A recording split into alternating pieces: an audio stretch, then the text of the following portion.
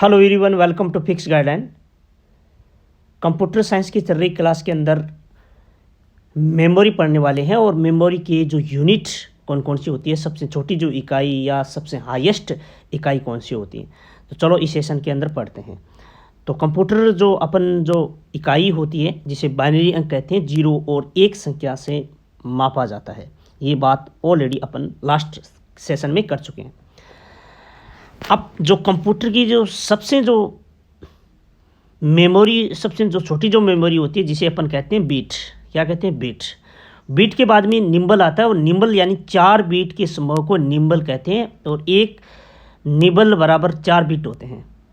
तो निबल बराबर 4 बीट, ठीक है, यानी 1 बीट बराबर 2 इकाई होती है। कौन कौन सी? 0 और 1, यानी संख्या होती है 0 और 1। अब बात करते हैं बाइट। तो 8 बीट के समय को अपन क्या कहेंगे? एक बाइट कहेंगे, ठीक है ना। या फिर 1 बाइट बराबर कितने बिट होते हैं? तो 8 बिट होते हैं, ठीक है। इसके बाद में देखिएगा, इसकी जो चौथी जो अपन इकाई कह सकते हैं वो होती है किलोबाइट, ठीक है ना। और जिसकी अपन शॉर्टली नाम ले सकते हैं केबी, ठीक है। और केबी जो होती हैं वो होती हैं 1024 बाइट, यानी 1 किलोबाइट बराबर 1024 बाइट, ठीक है। इसके बाद में इसकी जो अगली जो मेमोरी होती है, मेमोरी की जो यूनिट होती है वो मेगाबाइट होती है, जिसे एमबी कहते हैं। और 1 एमबी बराबर 1024 केबी होता है, यानी 1024 गुणा 1024 गुणा यानी बाइट होता है, ठीक है ना। इसके बाद में गीगाबाइट, जीबी के नाम से अपन इसको संबोधित कर सकते हैं। और 1 जीबी बराबर 1024 एमबी होता है। और केबी की अगर बात करें तो 1024 पावर 2, और बाइट की अगर बात करें तो 1000 यानी 24 पावर कितनी हो सकती हैं? 3 हो सकती हैं, ठीक है। इसके बाद में अगली जो यूनिट होती हैं मेमोरी की वो टेराबाइट होती हैं, जिसे टीबी के नाम से जाते हैं। और 1 टीबी बराबर 1024 गीगाबाइट होता है, ठीक है। इसके बाद में अगली जो मेमोरी होती है टीबी होती है, यानी 1 टीबी बराबर या कह सकते हैं 1024 पेंटाबाइट होता है। और 1024 जो पेंटाबाइट बराबर एक क्या होता है? ईबी होता है, यानी एक्साबाइट होता है।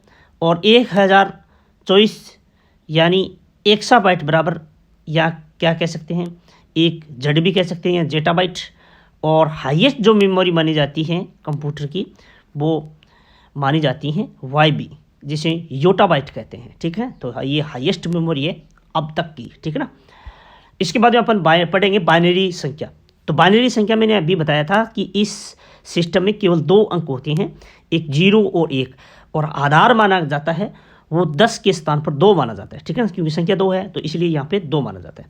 अब किसी संख्या का बाइनरी संख्या ज्ञात करना है तो किस तरह याद करेंगे? देखो, संख्या 21 है, 21 का जो बाइनरी जो संख्या होती है वो इस तरह होता है 10101। अब ये अपन ज्ञात कैसे किया? तो इसको देखो ज्ञात कैसे किया। एक तो ये भी फॉर्मूला लगता है, अगर चाहे तो आप ये भी फॉर्मूला आप लगाकर यानी इसका बाइनरी संख्या ज्ञात कर सकते हैं, ठीक है ना। संख्या कौन सी है, यानी ये कैसा आया 10101 कैसा आया। इसका देखिए बाइनरी संख्या निकाले तो अब आप ऐसे संख्या लिखनी पीछे देखिएगा। पीछे अब 1 का दुगुना कितना होता है? 2 का कितना? 4 का दुगुना 8 का दुगुना 16 है, ठीक है। अब ये संख्या लगा के देख लो आप नीचे कितनी संख्या थी?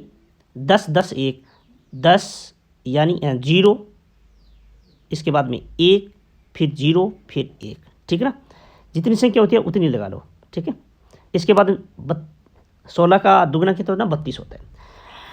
अब देखिए मैंने क्या लिखा है यहाँ पे, ये संख्या है ना, ये वाला यानी अपन 21 बाइनरी संख्या है, उनको अपन वापस 21 कैसे आया ये अपन याद करना है। तो 1 का दुगुना 2 का दुगुना 4 का दुगुना 8 का दुगुना 16 का 32, आगे जितनी संख्या होगी ना वो दुगुना करते जाए आप। अब अपन ने क्या करना है, जो संख्या 1 लिखी हुई है उनको अपन काउंट करना है और 0 वाली काउंट नहीं करना। तो 1 के जो बराबर जो संख्या है वो एक ये होगी, और 1 के बराबर जो संख्या है वो कितनी है? 4, तो 1 ये होगी। और 1 के बराबर जो संख्या है वो कितनी? 16, ठीक है ना।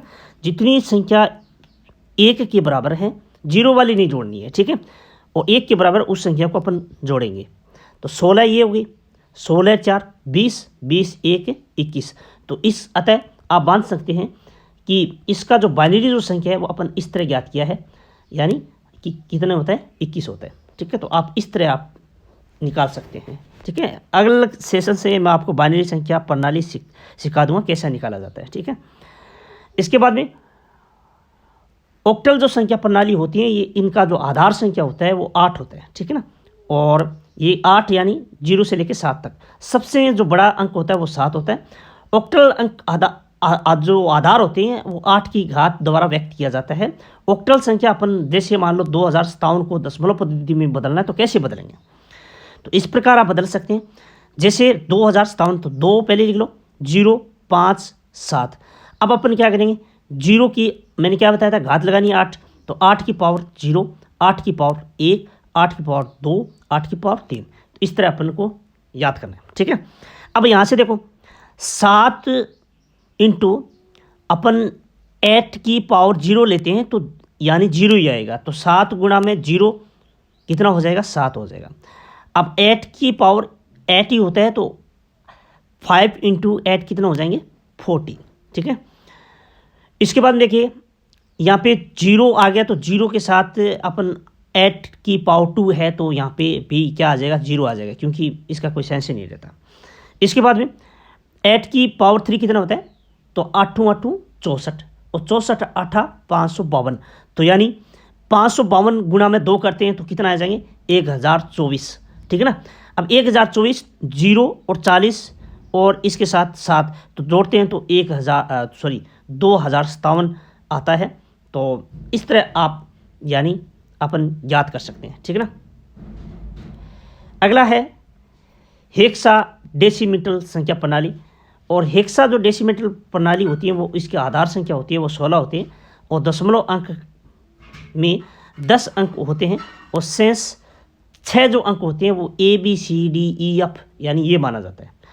हेक्सा डेसिमल की जो संख्या होती है वो A से AF यानी 16 दशमलव पद्धति होती है, और इस तरह आप नाप सकते हैं। कैसे, देखो कि अभी अपन इसकी नापनी है यानी इसका निकालनी है 1AF, तो 1AF को अपन निकालेंगे तो देखो 16 से आधार माना है, 16 की 0 पावर 16 A यानी F आ गया, तो F इंटू 16 की पावर 0 A यानी अपन इंटू ये इंटू है 16 की पावर 1, और फिर वापस देखो इस संख्या A में 1 है तो 1 इंटू 16 की पावर 2।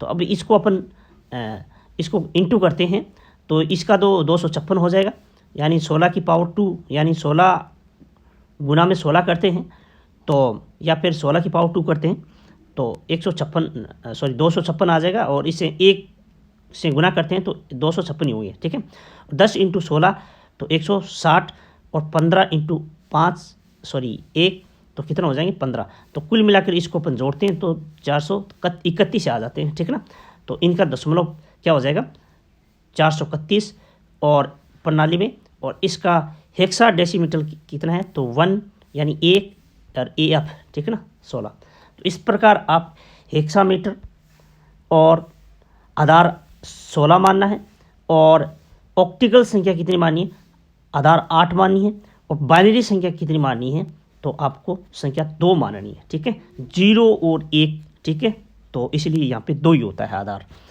तो इस सेशन के अंदर बस इतना ही, मिलते हैं नेक्स्ट सेशन के साथ, तब तक के लिए धन्यवाद।